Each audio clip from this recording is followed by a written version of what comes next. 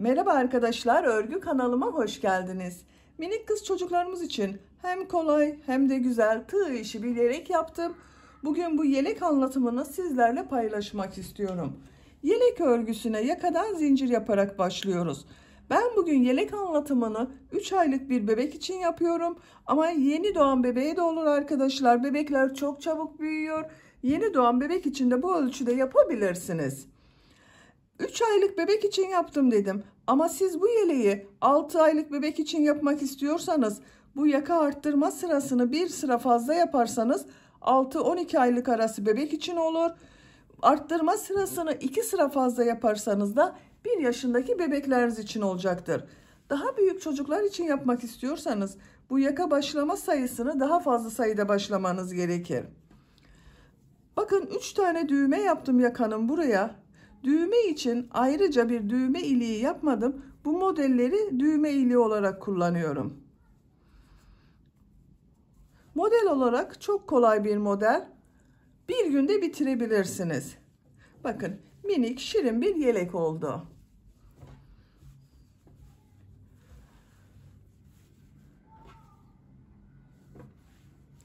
Yelek örgüsünde iplik olarak ben bugün bu ipliği kullandım. Çok kalın olmayan bebek ipliği arkadaşlar. Kullandığım iplik üzerinde 100 gram iplikte 320 metre var. Pembe renk iplik olarak bu ipliği kullandım.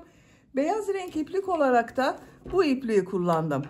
Bunun üzerinde de 100 gram iplikte 340 metre yazıyor. Bu iplikten yarım yumak iplik yeterli. Pembe renk iplikten de yarım yumak iplik yeterli. Toplam bir adet iplik kullanıyorum. Yelek örgüsünde tığ olarak ben bu tığı kullandım bugün. 5 numara 3 milimetre tığ kullandım. Elim çok sıkı değil, yaptığım örgüler yumuşak oluyor. Sizin eliniz sıkıysa 3,5-4 milimetre tığları kullanırsanız daha güzel olur arkadaşlar. Eliniz sıkıysa yaptığınız tığ işi örgüler hem çok sert olur hem de yaptığınız ölçü benim yaptığım ölçüden daha küçük olur. Düğmeleri söyledim zaten, ben 3 düğme yapmayı tercih ettim. Siz tercihinize göre 4-5 düğmeli yapabilirsiniz. Buna takım yapmak isterseniz çok güzel tığ işi, bakın ayakkabı yaptım. Bir de buna takım olarak yine çok güzel bebek şapkası yaptım. Bakın aynı modelden bebek şapkası yaptım. Bu üçlü takımdan yapmak isteyen arkadaşlar için şapka ve ayakkabı anlatımlarını ben yaptım. YouTube kanalıma yükledim. Bunların olduğu YouTube linklerini izlediğiniz bu yelek videosunun açıklama bölümüne ekliyorum. O link üzerine tıklarsanız siz de bunun gibi güzel bir takım yapabilirsiniz. Biz bugün bu kolay ve güzel yelek örgüsünü yapacağız. İpliği, tığı hazırlayalım. Hep birlikte bu kolay ve güzel yelek örgüsüne başlayalım. Örgü kanalıma abone değilseniz abone olmayı unutmayın lütfen. Örgü kanalıma abone olmak ücretsiz. Örgü kanalıma ücretsiz abone olup orada bulunan zil şeklini dokunarak açık yaparsanız kanalıma video yüklediğim zaman ilk önce size bildirim gelir. Örgülerimden herkesten önce sizin haberiniz olur. İzlediğiniz videolarıma beğeni ve yorumlarınızı yaparsanız çok sevinirim arkadaşlar. Hepinize kolay gelsin. İyi çalışmalar. Örgüye yakadan zincir yaparak başlıyorum. Zincir yapmak için ilk ilmeği bakın şu şekilde yapıyorum. Zincirleri yapmaya başlıyorum. Çok sıkı zincirler yapmayalım arkadaşlar. 80 zincir yapıyorum. 80 zincir yaptım. Bakın bu şekilde çok sıkı olmayan zincirler yaptım. 3 zincir dönüş için yapıyorum. 1 2 3. Tığ üzerine iplik alıyorum. 3 ilmek atlıyorum. 1 2 3. 4. ilmek içine trabzan yapıyorum. Bu 3 ilmek atladığımda bir trabzan arkadaşlar. 11 trabzan yapıyorum. Bakın bu zincirle birlikte 2 trabzan oldu. 11 trabzan yapıyorum. 3 4 5 6 7 8 9 10 11. 11 trabzan yaptım. 2 zincir yapıyorum. Tığ üzerine iplik alıyorum. Bakın aynı ilmeği değil, yanında bulunan ilmeğe trabzan yapıyorum. Kol bölümü için 18 trabzan yapıyoruz.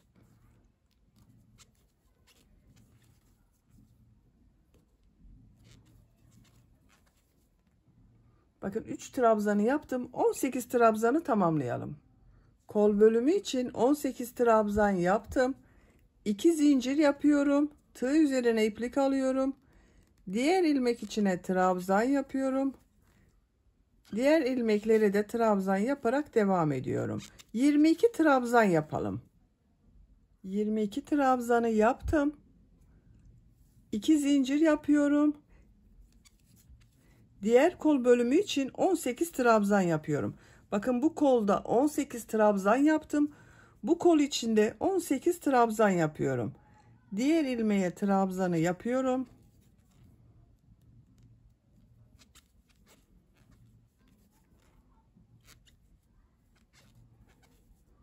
18 trabzanı yapalım. Diğer kol içinde 18 trabzanı yaptım. 2 zincir yapıyorum. Tığ üzerine iplik alıyorum. İlk ilmek üzerine trabzan yapıyorum. Buraya da 11 trabzan yapıyorum arkadaşlar. Bakın buraya 11 trabzan yaptım. Burayı da 11 trabzan yapıyorum. 1 2 3 4 5 6 7 8 9 10 11 trabzan yaptım. Bakın arkadaşlar, bu sırada yaka ayrımlarını yaptım. Buralara 11 trabzan yaptım. Kol için 18 trabzan yaptım. Bunun ikisinin toplamı olan buraya da 22 trabzan yaptım. Siz bunu yeni doğan bebek için yapıyorsanız buraları 9 trabzan yapabilirsiniz. Bunun toplamı olarak burayı 18 trabzan yapabilirsiniz. Bu kol bölümlerini de 12-13 trabzan olarak yapabilirsiniz. Daha büyük çocuk için yapacaksanız da buraları kaç trabzan yaptıysanız buraya yaptığımız trabzanı 2 katı yapacaksınız arkadaşlar. 12 trabzan yaptıysanız burayı 24 trabzan, kol bölümünde 20-22 trabzan yapabilirsiniz. Şimdi ikinci sıradayız. Bir zincir yapıyorum, örgüyü çeviriyorum. İlk ilmek üzerine trabzan yapıyorum. Diğer ilmekleri de trabzan yaparak devam ediyorum. Bu arttırma yapacağımız 2 zincire kadar devam edelim. Arttırma yapacağım yere kadar bakın trabzanları yaptım. 11 trabzan yaptım buraya arkadaşlar. Tığ üzerine iplik alıyorum. Bu arttırma yerine bir trabzan, 2 zincir, bir trabzan yapıyorum.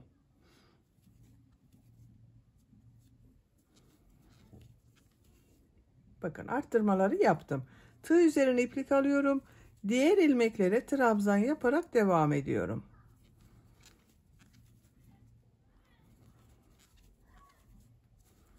Arttırma yerine kadar devam edelim. Diğer arttırma yerine kadar trabzanları yaptım. Buraya bir trabzan, 2 zincir, bir trabzan yapıyorum.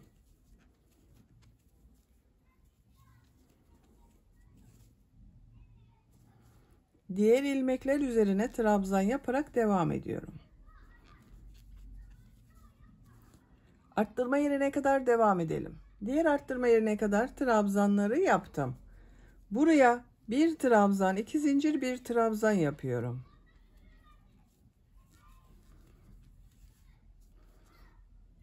İlmekler üzerine trabzan yaparak devam ediyorum. Buraya kadar devam edelim. Arttırma yerine kadar trabzanları yaptım. Buraya bir trabzan, 2 zincir, bir trabzan yapıyorum.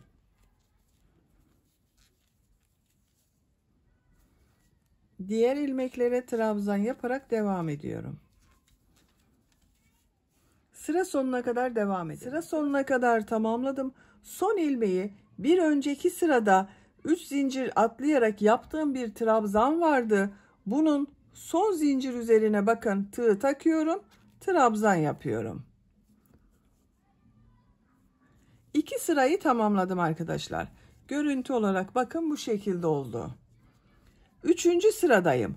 3. sırada pembe renkli iplik ile bir sıra sık iğne yapıyorum.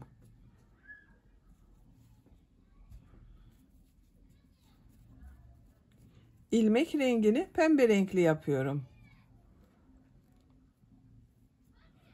Bir zincir yapıyorum. Örgüyü çeviriyorum. İlk ilmek üzerine sık iğne yapıyorum. Diğer ilmekleri de sık iğne yapıyorum.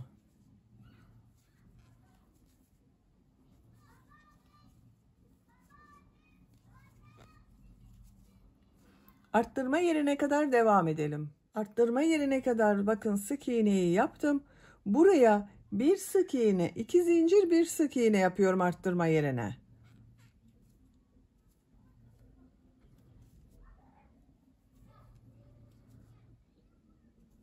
Diğer ilmeklere birer defa sık iğne yapıyorum. Diğer arttırma yerine kadar devam edelim. İlmekler üzerine sık iğne yaparak arttırma yerine kadar tamamladım. Arttırma yerine bir sık iğne, 2 zincir, bir sık iğne yapıyorum. Diğer ilmeklere birer defa sık iğne yapıyorum.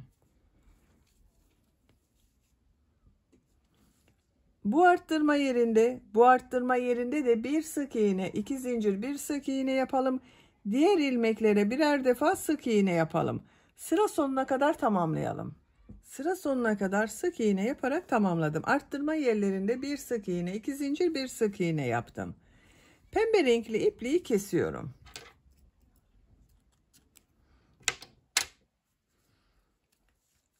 Dördüncü sıradayım. 4. sırada beyaz renkli iplik ile trabzan sırası yapıyorum. Bakın beyaz renkli ipliği burada bekletiyordum. Bu ilk ilmeğe tığı takıyorum. Beyaz renkli ipliği ilmek yapıyorum bakın burada. Bir zincir yapıyorum. Tığ üzerine iplik alıyorum. İlk ilmek üzerine trabzan yapıyorum.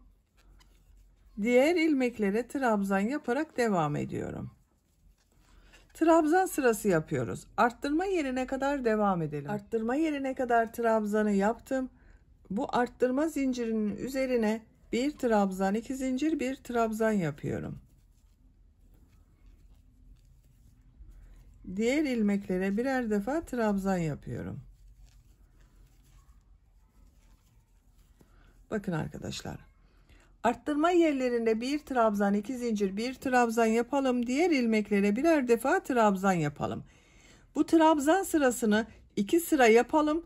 Daha sonra tekrar pembe renkli sık iğne yapacağız arkadaşlar. 2 sıra beyaz trabzan sırasını tamamlayalım. 2 sıra trabzanı tamamladım arkadaşlar bakın. Bu arttırma yerlerinde yine bir trabzan, 2 zincir, bir trabzan yaptım. Pembe renk ile sık iğne yaptığım sıradayım. İlmek rengini pembe renkli yapıyorum. Bir zincir yapıyorum. Örgüyü çeviriyorum. Bak beyaz ipliği burada bekletiyorum. İlk ilmek üzerine sık iğne yapıyorum. Diğer ilmekleri sık iğne yaparak devam ediyorum.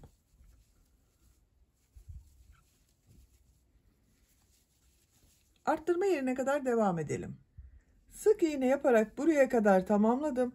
Bu 2 zincir üzerine bir sık iğne, 2 zincir, bir sık iğne yapıyorum. Diğer ilmeklere sık iğne yaparak devam ediyorum. Bakın arkadaşlar. Bir sık iğne, 2 zincir, bir sık iğne yaptım. Burada ve burada yine bir sık iğne, 2 zincir, bir sık iğne yapalım. Sıra sonuna kadar devam edelim. Sonraki sırada bu ipliği bak şuradan burada yaptığımız gibi üst ilmeğe alalım. Bak şu şekilde ilmek yapalım. Bir zincir yapıp trabzan sırası yapalım. 2 sıra trabzan sırası, bir sıra sık iğne yapıyorum. Arttırma yerlerinde hep bak bir trabzan, 2 zincir, bir trabzan, bir sık iğne, 2 zincir, bir sık iğne olarak yapıyorum. Yaka örgüsünü yapacak olduğunuz çocuğun büyüklüğüne göre arttırmalar yaparak tamamlayalım. Yaka örgüsünü her sırada arttırmalar yaparak yapacağım ölçüye göre tamamladım.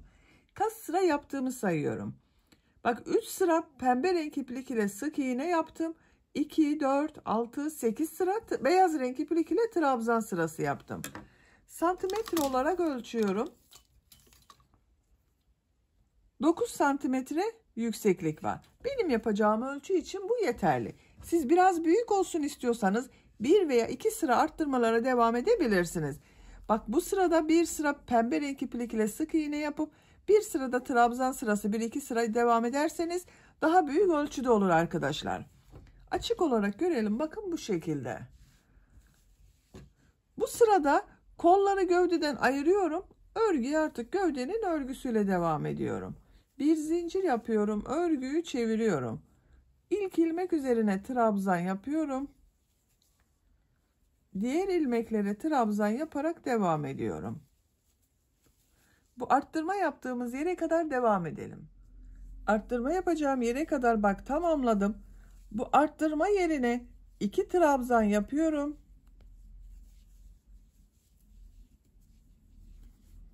Bir zincir yapıyorum. Kolda bulunan bütün ilmekleri atlıyorum. Bu arttırma yerine 2 trabzan yapıyorum.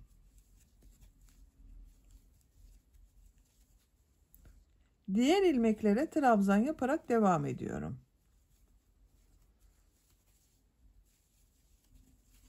Bak, bir zincir ile ön ve arka bölümü burada birleştirdik arkadaşlar. Kol altının görüntüsü böyle. Buraya kadar devam edelim.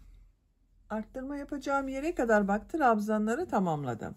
Bu arttırma yerine yine 2 trabzan yapıyorum.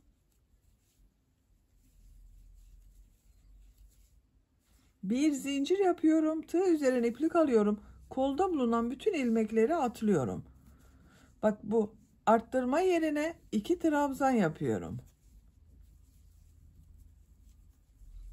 Diğer ilmeklere trabzan yaparak devam ediyorum.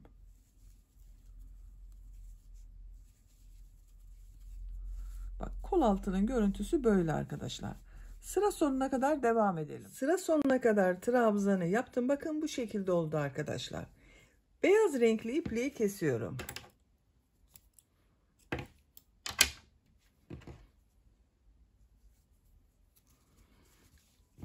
Bakın yaka örgüsünü bitirdik. Bu sırada ön ve arka bölümleri birleştirdik. Bakın kol bölümünü gövde bölümünden ayırdım. Artık örgüye gövde örgüsüyle devam edeceğiz. Bu sırada model yerleştirmeye başlıyorum. Pembe renkli bir iplik kullanıyorum. Bakın burada yaptığım pembe renkli ipliği kullanıyorum. Siz ne renk yaptıysanız. Dediğim gibi siz bunu rengarenkte yapabilirsiniz arkadaşlar. Bakın bu kenardan başlıyorum. İpliği burada bitirdim. Eğer sizin burada bittiyse arkadaşlar bu yaka sırasını benden bir sıra fazla yaptıysanız burada bitmiştir. Bakın buradan ilmek başlıyorum. Pembe renk ile bir ilmek yapıyorum. Bu ilk bakın bir zincir yaptım. İlk ilmek üzerine bir trabzan yapıyorum. Tığ üzerine iplik alıyorum. Bir ilmek atlıyorum. Bu ilmeğe 3 trabzan, 2 zincir, 3 trabzan yapıyorum.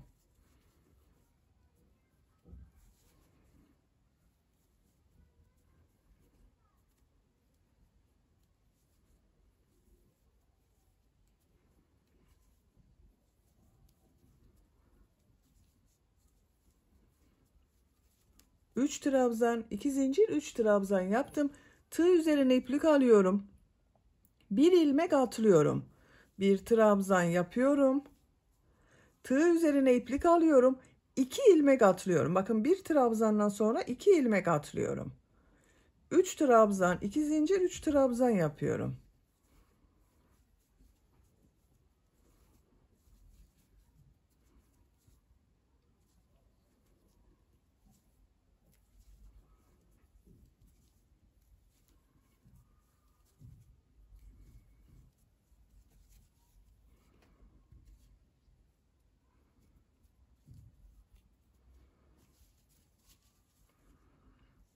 Bir ilmek atlıyorum. Bir trabzan yapıyorum.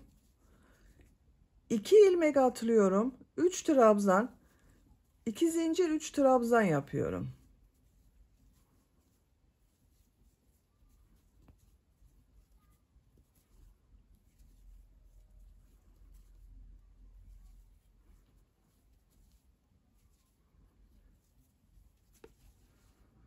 Bir ilmek atlıyorum. Bir trabzan yapıyorum. Bakın arkadaşlar, bu şekilde modelleri yerleştiriyoruz. Modelden sonra bir ilmek atlıyorum. Bir trabzan yapıyorum. Bu bir trabzandan sonra 2 ilmek atlıyorum. 3 trabzan, 2 zincir, 3 trabzan yapıyorum. Sıra sonuna kadar devam edelim. Sıra sonuna kadar modelleri yaptım. Sıra sonunda 2 ilmek var. Bir ilmek atlıyorum. Son ilmek üzerine bir trabzan yapıyorum. Bakın, modelleri yerleştirdim. Sıra başında da bir trabzan yaptım. Bir ilmek atladım. Bakın, 3 trabzan, 2 zincir, 3 trabzan olan modeli yaptım. Model yerleştirmesini yaptım arkadaşlar. Modelin denk gelmesi için bakın, sadece burada. Bakın, buradan sonra 2 ilmek atlıyordum. Bir ilmek atladım arkadaşlar. Model denk gelmesi için. Başka bir şey yapmadım. Kaç model yaptığımı sayıyorum. 2, 4, 6, 8, 10, 12, 14, 16, 18, 19 model var arkadaşlar. Bakın, şöyle bakalım. Şimdi ikinci sıradayız. Bir zincir yapıyorum. Örgüyü çeviriyorum. İlk ilmek üzerine trabzan yapıyorum. Tığ üzerine iplik alıyorum. Model ortasına 3 trabzan, 2 zincir, 3 trabzan yapıyorum.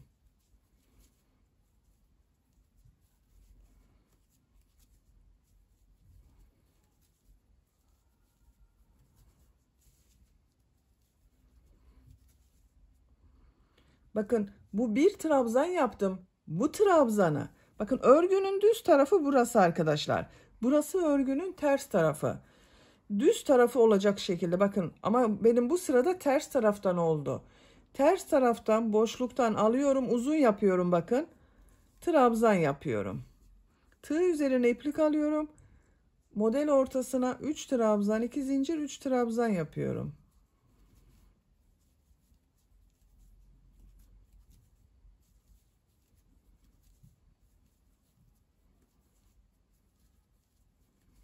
Üç trabzan, 2 zincir, 3 trabzan yaptım. Bakın, tığ üzerine iplik alıyorum.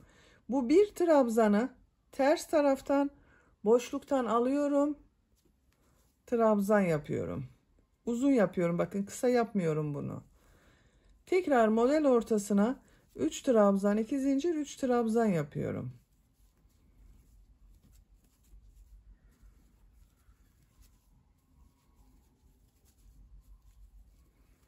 Bakın, bu bir trabzanı tekrar gösteriyorum. Ters taraftan boşluktan alıyorum. Trabzan yapıyorum.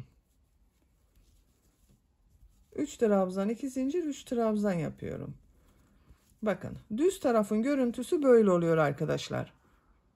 Sıra sonuna kadar devam edelim. Sıra sonuna kadar modelleri yaptım. Bakın, görüntüsü böyle oldu arkadaşlar. Örgünün düz tarafının görüntüsü böyle. Tığ üzerine iplik alıyorum. Bakın, bu son ilmek üzerine bir trabzan yapıyorum. Bakın, bunun üzerine yapıyorum arkadaşlar. Boşluktan alarak yapmıyorum.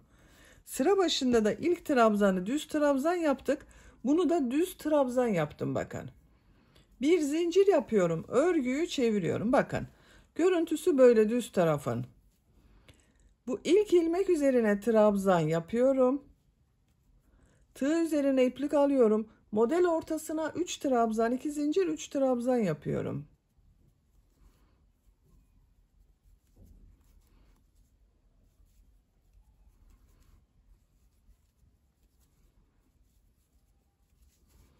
Bu bir trabzanı, bakın, bu sırada düz taraftan alarak boşluktan yapıyorum arkadaşlar.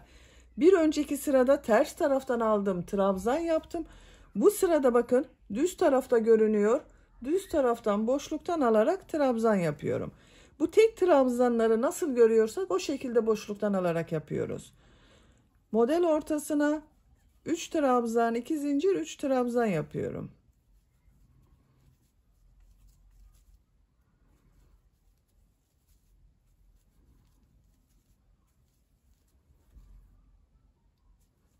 Bu bir trabzanı bakın düz taraftan boşluktan alıyorum. Trabzan yapıyorum. Model ortasına 3 trabzan, 2 zincir, 3 trabzan yapıyorum. Bakın görüntüsü böyle. Sıra sonuna kadar devam edelim.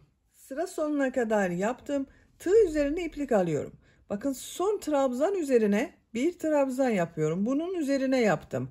Boşluktan almadım. Bakın bunları boşluktan alarak trabzan yaptım. Bu son ve ilk trabzanları üzerine yapıyoruz. Bir zincir yapıyorum. Örgüyü çeviriyorum. İlk ilmek üzerine trabzan yapıyorum. Model ortasına 3 trabzan, 2 zincir, 3 trabzan yapıyorum.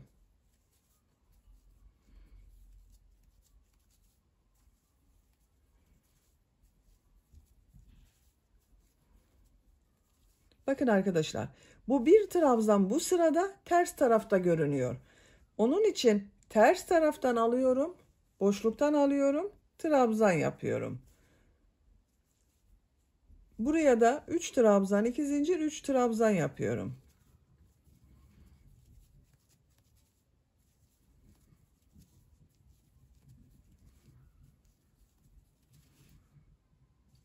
Bakın bu bir trabzanı ters taraftan boşluktan alıyorum, trabzan yapıyorum.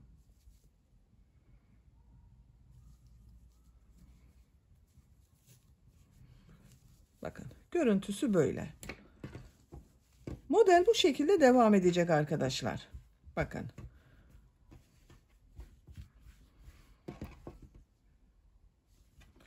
Gövde örgüsünü yapacak olduğunuz çocuğun büyüklüğüne ve tercihinize göre model sırasını tekrarlayarak tamamlayalım. Gövde örgüsünü 16 model sırası yaptım. 1, 2, 3, 4, 5, 6, 7, 8, 9, 10, 11, 12, 13, 14, 15, 16. Son 2 sırayı beyaz renkli yaptım bakın arkadaşlar. Aynı sayıda beyaz renkli iplik ile yaptım. Son sırayı yapıyorum. Son sırada farklı bir model yapıyorum. Bakın en son beyaz renkli iplik ile bitirdim. İpliği kestim. Buradan pembe renk iplik ile ilmek yapıyorum. Bir zincir yaptım. Aynı ilmeğe sık iğne yapıyorum. Tığ üzerine iplik alıyorum. Bakın buraya 8 trabzan yapıyorum. 1 2 3 4 5 6 7 8 bir zincir yapıyorum. Bu bir trabzan yaptığım ilmeğe bir sık iğne yapıyorum. Bir zincir yapıyorum. Tığ üzerine iplik alıyorum. Diğer model ortasına 8 trabzan yapıyorum.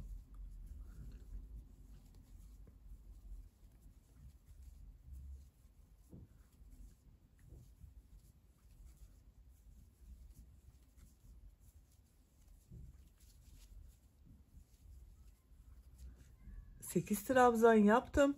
Bir zincir yapıyorum. Bu bir trabzan üzerine sık iğne yapıyorum. Bir zincir yapıyorum. 8 trabzan yapıyorum. Bakın bu şekilde model yapıyoruz. Sıra sonuna kadar devam edelim. Modelleri sıra sonuna kadar yaptım. Son model üzerine de 8 trabzan yaptım. Bir zincir yapıyorum. Son ilmeğe sık iğne yapıyorum. Bakın arkadaşlar görüntüsü bu şekilde oldu. Çok güzel oldu. Ön patlardayım. Ön patlarda da bu modelleri yapmaya devam ediyorum. Ön patlarda 8 trabzan yapmıyorum ama. Tığ üzerine iplik arıyorum. Zincir yapmadım. Bakın bir ilmeği atlıyorum. Bu ilmek üzerine 6 trabzan yapıyorum. 1 2 3 4 5 6 trabzan boşluğunu atlıyorum. Bu ilmeğe sık iğne yapıyorum. Tığ üzerine iplik alıyorum. Bakın bir ilmek atlıyorum. 6 trabzan yapıyorum.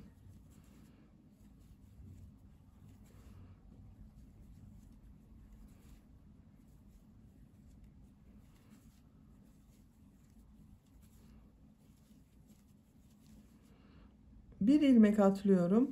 Sık iğne yapıyorum. Modelleri yapmaya devam ediyorum. Sıra sonuna kadar devam edelim. Yaka başlangıcına kadar modelleri yaptım. Yaka başlangıcında bakın sık iğne yaptım. Yakanın çevresinde de pıtırcık modelleri yapıyorum arkadaşlar. Bakın ilk ilmeğe bir sık iğne, 2 zincir, bir sık iğne yapıyorum.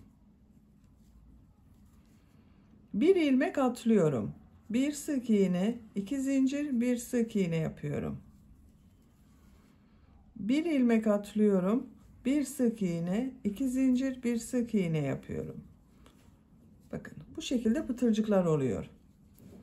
Ayrıca bir düğme iliği yapmadım. Bakın bu modellerin burada bulunan boşlukları düğme iliği olarak kullanacağız arkadaşlar. Yaka çevresinde pıtırcık modelleri yaparak buraya kadar devam edelim. Yaka çevresinde pıtırcık modeli yaparak diğer tarafa kadar tamamladım. Bakın görüntüsü bu şekilde oldu. Bu ön patta da burada yaptığım modelleri yapıyorum. En son ilmeğe sık iğne yaptım. Tığ üzerine iplik alıyorum. 6 trabzan yapıyorum.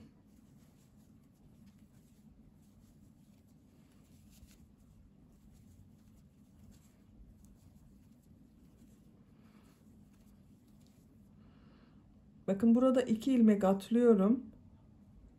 Sık iğne yapıyorum. 6 trabzan yapıyorum.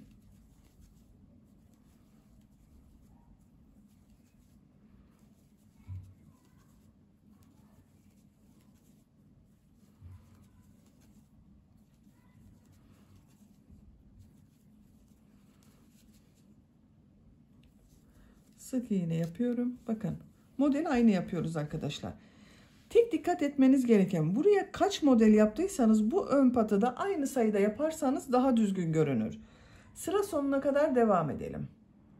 Sıra sonuna kadar modelleri yaptım. Son ilmeğe sık iğne yapıyorum. Burada yaptığım ilmek ile ilmek kaydırma yaparak bitiriyorum. İpliği kesiyorum.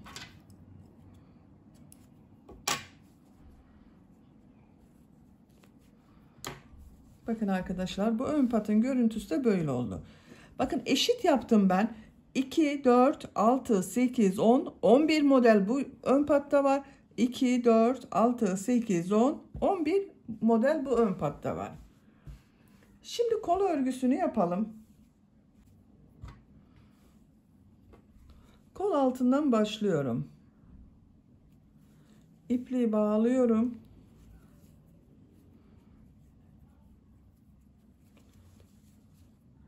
Buradan bir ilmek yapıyorum.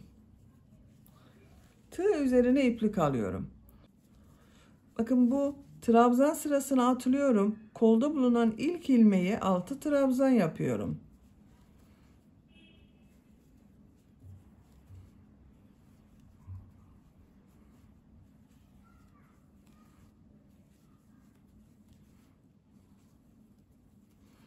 Aynı ilmek içine 6 trabzan yaptım. Bir ilmek atlıyorum. Sık iğne yapıyorum. Bir ilmek atlıyorum. 6 trabzan yapıyorum.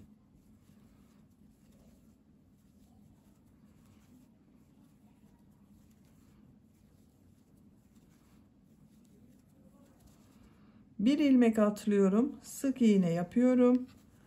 Bir ilmek atlıyorum. 6 trabzan yapıyorum.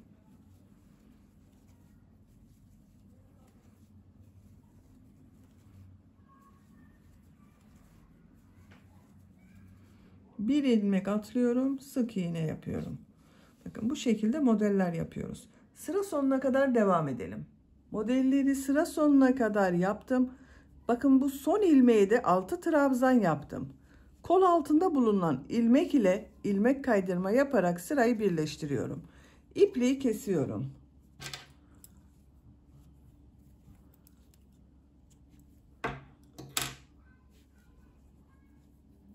ilmek içinden çektim. Bakın kol örgüsü bu şekilde oldu. Diğer kol örgüsünü ben bitirdim. Bakın arkadaşlar böyle oldu. Kaç model yaptığımı sayıyorum. 2, 4, 6, 8, 10 model oldu bir kol örgüsünde. 2 kol örgüsünü bitirdim. Siz de diğer kol örgüsünü bu kol örgüsü gibi başlayıp bitirebilirsiniz. Düğmelerini de diktim ben. Bakın yaka örgüsünün buraya 3 tane düğme diktim.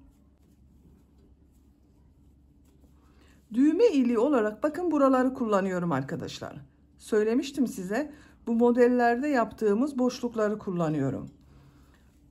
3 düğmeyi diktim. Birisini yaka başlangıcına, birisini bu beyazı bitirdiğim sıraya, modele başladığım sıraya yaptım. Üçüncüsünde ikisinin ortasına, bakın şu şekilde ikisinin ortasına yaptım. Yeleğin örgüsünü böylece bitirmiş oldum. Bakın çok şirin oldu.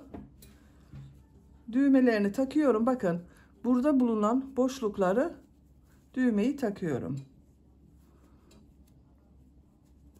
Siz isterseniz tamamını da düğmeli yapabilirsiniz. Ben 3 tane düğme yapmayı yeterli gördüm.